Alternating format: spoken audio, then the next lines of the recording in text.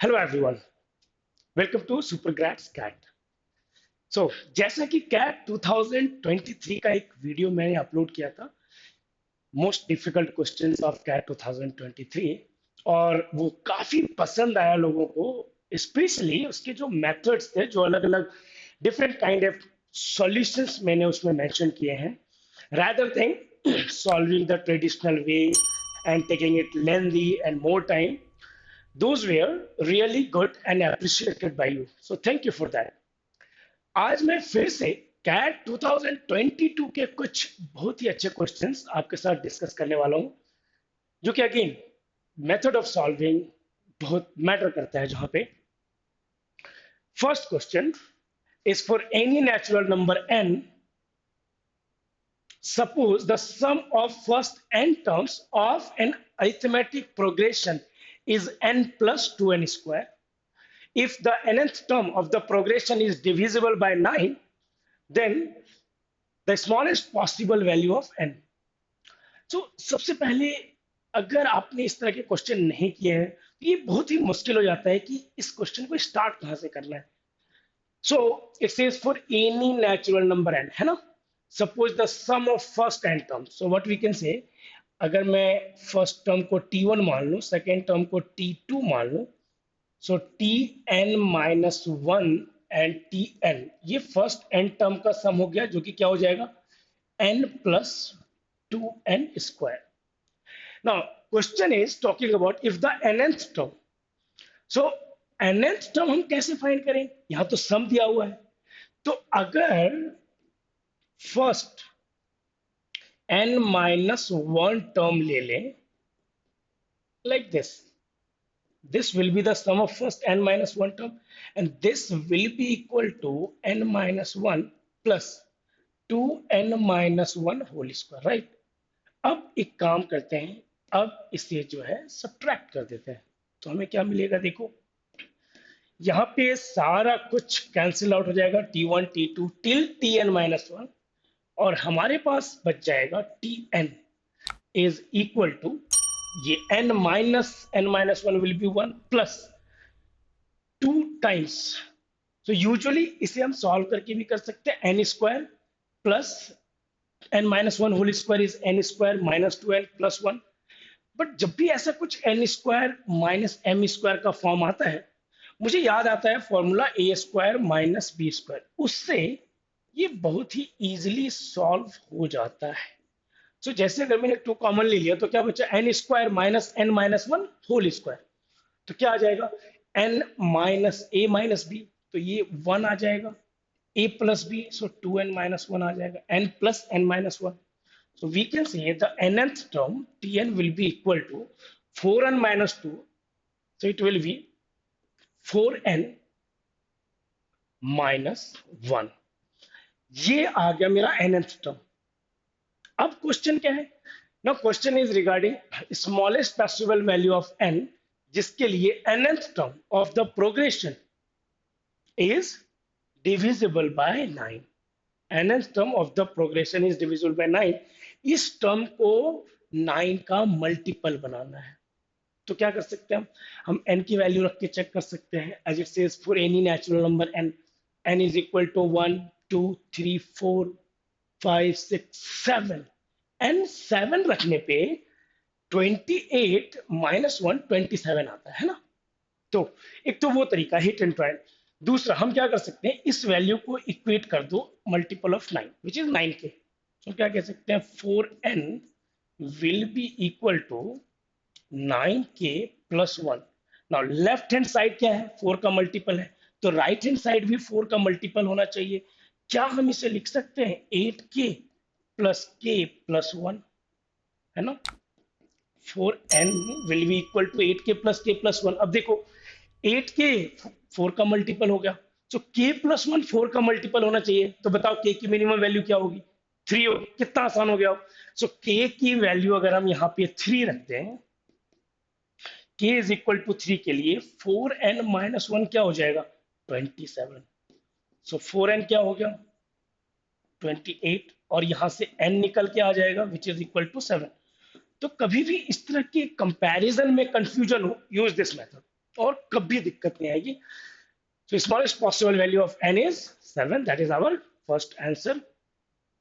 Let's go to the next question. ये quadratic equation का बहुत ही उम्दा क्वेश्चन है ना. इसमें एक पर्टिकुलर कॉन्सेप्ट यूज है जो अगर आपको मालूम नहीं है तो ये क्वेश्चन सॉल्व नहीं होगा. क्या है? If 3 plus 2 root 2 is a square root of the equation ax square plus bx plus c is equal to 0 and 4 plus 2 root 3 is a root of the equation ay square plus my plus n is equal to 0 where a, b, c, m and n are integers. जितने भी variable use हुए हैं वो integers है. Find the value of this. ये value हमें निकालनी है. ऑफ कोर्स कहीं ना कहीं इनकी वैल्यूज निकालनी पड़ेगी. दोनों अलग अलग इक्वेशन में यूज्ड है वेरिएबल. तो देखो किस कॉन्सेप्ट की मैं बात कर रहा था. अगर किसी भी quadratic expression ax square plus b x plus c में जो कांस्टेंट पार्ट है वो अगर रैशनल हो, रैशनल इरेशनल नहीं, और इसका एक रूट कुछ x plus root not x let's say p plus root q के फॉर्म का हो, तो अगला root p minus root q के फॉर्म का होगा. ठीक है, दोनों कंजुगेट सर्ड्स होंगे. एक है तो दूसरा उसका कंजुगेट सर्ड होगा. पेयरिंग है ना. तो ये यहाँ पे यूज होगा. अब देख सकते हो अगर यहाँ पे एक रूट 3 प्लस 2 रूट 2 है तो दूसरा रूट 3 माइनस 2 रूट 2 होगा. तो हम क्या कह सकते हैं कि ये product of roots which is equal to c by a क्या हो जाएगा. We can say c by a will be equal to, in that case the product of the roots 9 minus 8 2 root 2 का स्क्वायर, तो ये 1 हो जाएगा. अच्छा, और सम ऑफ रूट्स क्या हो जाएगा which is b by 3 plus 2 root 2 plus 3 minus 2 root 2. This will give us minus b by a which is equal to कितना हो गया 6 हो गया. तो देखो अब हमारी इक्वेशन बन जाएगी. यहाँ पे क्या बन जाएगी इक्वेशन ए वाई स्क्वायर ए एक्स स्क्वायर में क्या बन जाएगा. सम ऑफ रूट्स क्या है 6 है, तो x square minus 6x plus product of roots की जगह 1 ले लेंगे इज इक्वल टू 0. यहां से हम कह सकते हैं b is equal to minus 6, c is equal to 1. दूसरा इक्वेशन की तरफ देखते हैं. एक रूट 4 प्लस 2 रूट 2 है, 2 रूट 3 है, तो दूसरा रूट क्या होगा 4 माइनस 2 रूट 3. अब इसका प्रोडक्ट क्या हो गया 4 इंटू 4 16, 2 रूट 3 का स्क्वायर 4 इंटू 3 12, तो ये 4 आ गया. ये हो गया प्रोडक्ट ऑफ रूट्स. और सम ऑफ रूट्स क्या हो जाएगा 4 plus 2 root 3 plus 4 minus 2 root 3 which is equal to 8. अब मेरी इक्वेशन जो है क्या बन जाएगी y square sum of roots minus 8y plus 4 is equal to 0. अब यहां से कंपेयर करो, m की वैल्यू क्या आ गई m is equal to minus 8, n की वैल्यू क्या आ गई 8 है ना. n की वैल्यू क्या आ गई 4. तो अब जो एक्सप्रेशन गिवन है उसकी वैल्यू बहुत ही इजीली हम निकाल सकते हैं. क्या है b by m, so minus 6 upon minus 8 plus c minus 2b, c is 1 minus 2b कितना हो जाएगा 30 divided by n which is equal to 4. Minus minus plus 3 by 4, ये आ गया 16 by 4 which is equal to 4. और यही हमारा answer है. ठीक है ना. अच्छा क्वेश्चन, बहुत ही मजेदार क्वेश्चन था ये. लास्ट क्वेश्चन बेस्ड है, आप देख सकते हो little bit average mixture allegation का इसमें यूज है, वेटेड एवरेज का यूज है. इससे in an examination the average marks of students in section A and section B are 32 and 60 respectively. The number of students in section A is 10 less than that of section B. If the average marks of all the students across both the sections combined is an integer, then the difference between the maximum and minimum possible number of students in section A. Section A में जो students हैं उनका average दे रखा है, marks जो section B में students हैं उनका एवरेज मार्क्स दे रखा है, और ये बोला गया है कि सेक्शन ए और बी को मिला के पूरे क्लास का जो सारे स्टूडेंट्स का एवरेज मार्क्स है वो इंटीजर है। नंबर ऑफ स्टूडेंट्स जो ए में है वो बी से 10 कम है, तो मिनिमम नंबर ऑफ स्टूडेंट्स ए में कितने होंगे, मैक्सिमम नंबर ऑफ स्टूडेंट्स ए में कितने होंगे, उनका हमें डिफरेंस निकालना है ना। सो मैंने देखा है बहुत सारे लोगों को इस क्वेश्चन को मेस्ड अप करते हुए, हिट एंड ट्रायल से सॉल्व करते हुए, बट ये बहुत ही मजेदार क्वेश्चन है। वेटेड एवरेज का बहुत ही बेहतरीन यूज है ए एंड बी में। अगर हम नंबर ऑफ स्टूडेंट्स की बात करें और एवरेज की बात करें, सो नंबर ऑफ स्टूडेंट्स ले सकते हैं यहाँ पे x, तो b में x प्लस 1 हो जाएंगे। एवरेज यहाँ पे 32 है, तो ये 60 है।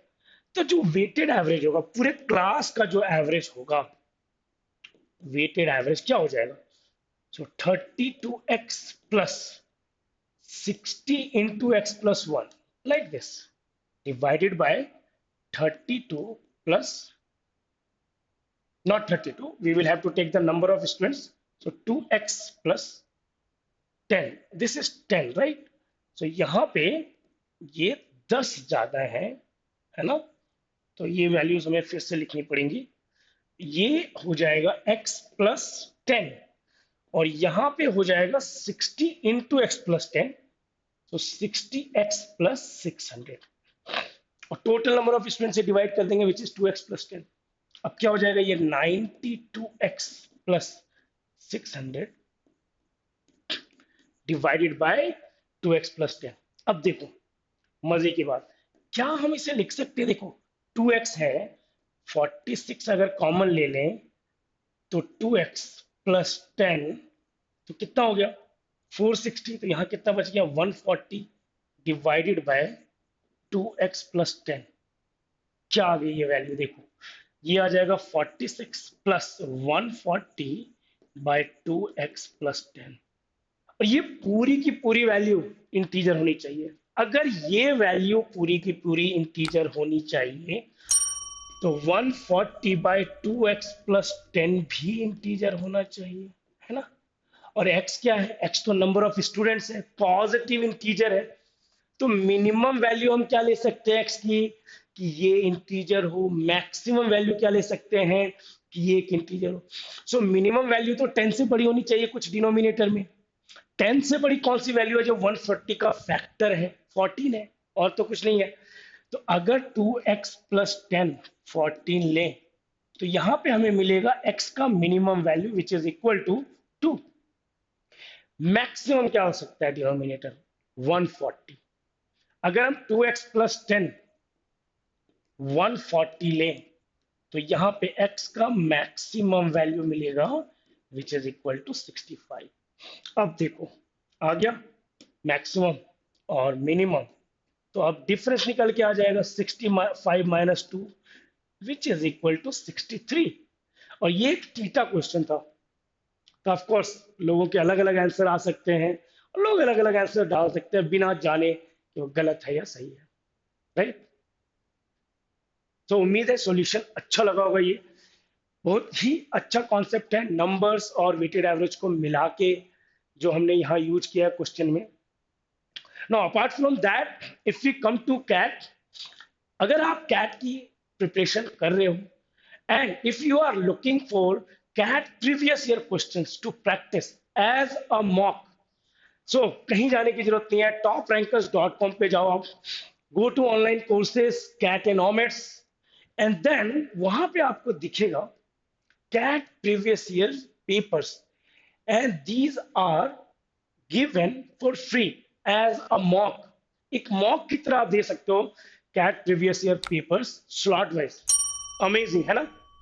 सो तुरंत अभी जाओ, चेक करो toprankers.com पे और मॉक अटेम्प्ट करो फ्री में।